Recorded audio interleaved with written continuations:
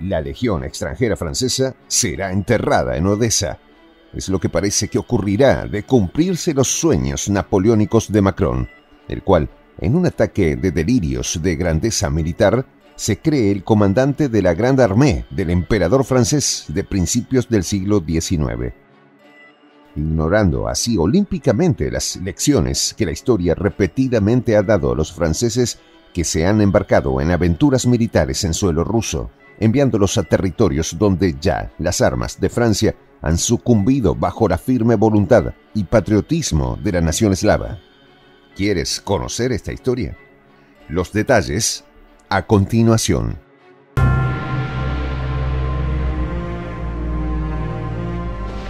Voz de la Patria Grande. Recientemente un medio de prensa suizo publicó un reportaje en el que se plantea el ejercicio real del despliegue de fuerzas militares francesas en el teatro de operaciones ucraniano en vista a las reiteradas declaraciones guerreristas del nuevo Napoleón de París, Emmanuel Macron. Y aunque las amenazas del petit emperador Macron resulten inverosímiles hasta para sus propios aliados y lleven incluso a la risa a los propios ucranianos, el reportaje suizo hace un análisis serio de las variantes que tal despliegue militar pudiese tener, a un nivel de detalle tal que resulta un tanto sospechoso, por no decir llamativo. Dicho reportaje comienza ridiculizando la postura de París, reproduciendo un supuesto chiste contado por los ucranianos sobre la falta de apoyo militar de Alemania, la ausencia de financiamiento de Washington y que si Francia envía sus tropas a Ucrania será solo para enseñar a Ucrania cómo rendirse. Una broma que está suficientemente documentada en la historia de armas de los ejércitos franceses, pero de la que hablaremos más adelante, ya que luego del hiriente chiste, el medio suizo hace una descripción detallada en base a objetivos militares que pudiese desplegar Francia en Ucrania, cual si la información la hubiese transmitido el alto mando francés. Según el medio suizo, las Fuerzas Armadas francesas están compuestas por la aviación militar o Armée de l'Air, dotada de cazas Rafale y Mirage, la Marina con el portaaviones Charles de Gaulle, el Ejército o Armée de Terre y su fuerza de disuasión nuclear llamada Force de Frappé. Aunque cuando Francia posee quizás el único ejército europeo con capacidad de combate individual fuera de la OTAN, el mismo posee una capacidad limitada con respecto al tamaño que tenía durante la Guerra Fría, pasando de 10 divisiones en 1989 a solo 2, con aproximadamente 20.000 soldados cada una. Tomando en cuenta esta capacidad bélica de Francia, lo más que pudiese desplegar en Ucrania sería una división, o sea, 20.000 soldados, entre los que se encontraría la famosa Legión extranjera francesa, la cual es la fuerza más experimentada en combate en todas las fuerzas francesas.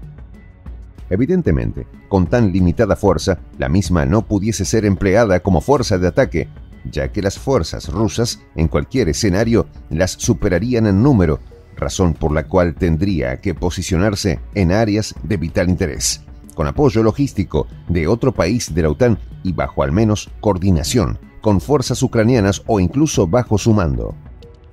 Por lo que una de las probables ubicaciones de dicha fuerza sería en la retaguardia del puerto de Odessa, en las orillas del Mar Negro, lo cual seguramente dará escalofríos a los oficiales franceses que conozcan un poco de historia militar contemporánea. Y es que ya el ejército francés tuvo una terrible experiencia militar en esta región hace apenas 100 años atrás, en el marco de la Guerra Civil Rusa, luchando en contra del ejército bolchevique, donde en 1919, un 1 de abril, las tropas francesas tuvieron que huir del puerto de Odessa, al cual defendían ante el embate de una fuerza rusa de 2.000 soldados.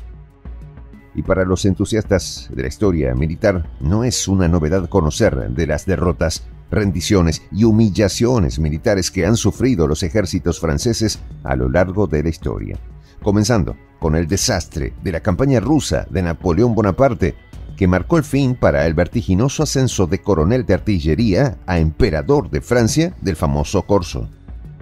La humillante rendición ante el ejército alemán del Tercer Reich, que llevó a destacados generales franceses, héroes de la Primera Guerra Mundial, a aceptar el triste e ignominioso papel de lacayos subalternos de la Wehrmacht alemana en la patética República de Vichy.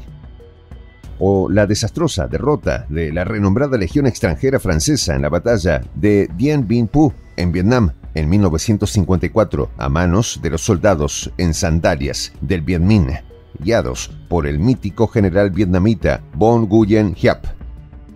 El fiasco de Francia en Argelia en los años 70 también resultaron épico en el rosario de derrotas francesas a lo largo de su historia, donde a pesar de haber cometido innumerables vulneraciones a los derechos humanos y crear una catástrofe humanitaria en la nación árabe como potencia colonial, no pudo evitar la independencia del pueblo argelino. En fin, pudiésemos llenar cientos de páginas con las derrotas francesas a través del tiempo y nos quedaríamos cortos, y quizás debido a ello es que los ucranianos hacen chistes sobre los anuncios del petit emperador Macron sobre la intervención militar francesa en Ucrania. Sin embargo, los franceses, quizás conscientes de sus malas rachas en sus lances militares, crearon, a fines de evitar malestares entre su población ante la llegada de ataúdes con la bandera francesa, la archiconocida Legión extranjera, para así poder sacrificar las vidas de extranjeros en lugar de ciudadanos franceses en sus desventuras militares. Evidentemente, si los franceses llegan a desplegar sus fuerzas militares en Ucrania, la vanguardia estará integrada por los legionarios, cuyo lema en latín es Legio Patria Nostra, o Nuestra Patria es la Legión, cosa llamativa, puesto que indica que su fidelidad no es para con Francia, sino solo para con sus compañeros de armas. Por lo que no es de esperarse que su capacidad combativa llegue a extremos de heroicidad, y que ante una situación que comprometa su integridad, los mismos no se lo piensan mucho a la hora de deponer sus armas, tal y como sucedió en Dien Bien Phu en 1954. Sin embargo, debe tomarse en cuenta, según describe el medio suizo, que probablemente dicha división desplegada en Odessa tuviese la cobertura de la Force de Frappé ubicada en algún país de la OTAN limítrofe para evitar su aniquilamiento, lo que significaría el uso de armas nucleares tácticas en una hipotética batalla. Lo que sería una escalada definitiva a una confrontación Rusia-OTAN a nivel termonuclear, y definitivamente el fin de la civilización humana, en donde ninguno de los actores confrontados saldría victorioso, por lo que la posibilidad de un escenario de este tipo es bastante baja. Lo que dejaría como única alternativa que la fuerza expedicionaria francesa, sirviendo solo como una fuerza de reserva en la retaguardia, bajo mando ucraniano para la coordinación en operaciones y un apoyo logístico de Polonia, se ubicase en las cercanías del puerto de Odessa, cubriendo apenas un frente de 30 kilómetros por 50 kilómetros de profundidad. Algo que, tal y como podemos apreciar, no resulta nada determinante a la hora de inclinar la balanza en un conflicto que parece ya definido a favor de las armas rusas, y donde la participación francesa solo tendría como utilidad el seguir llenando las líneas de la historia de las derrotas militares francesas y reeditando la huida de Odessa de 1919.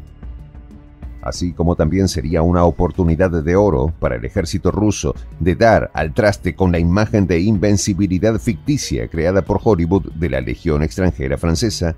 y llevarse a Moscú sus estandartes para rememorar aquel primer desfile de la victoria en la Segunda Guerra Mundial, donde se pisotearon los estandartes alemanes del Tercer Reich.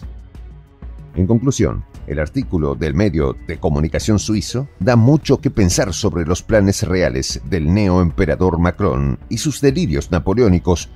ya que efectivamente pudiese estar en ejecución tal disparate. En todo caso, si la locura en París logra imponerse, veremos a la Legión extranjera ser derrotada en Odessa otra vez. Soy el J, Juan José del Castillo, director del canal Prensa Alternativa. Si quieres ser parte de la comunidad de la Patria Grande, suscríbete a nuestro canal. Si es que quieres que te lleguen las notificaciones cada vez que subimos un video, activa la campanita. Si quieres apoyar a nuestro canal económicamente, puedes hacerlo a través de PayPal. El enlace está en la descripción del video. A nombre del equipo de Prensa Alternativa, me despido con esta expresión en el quechua milenario. Tupananchis Kama, cuya traducción es hasta volvernos a encontrar.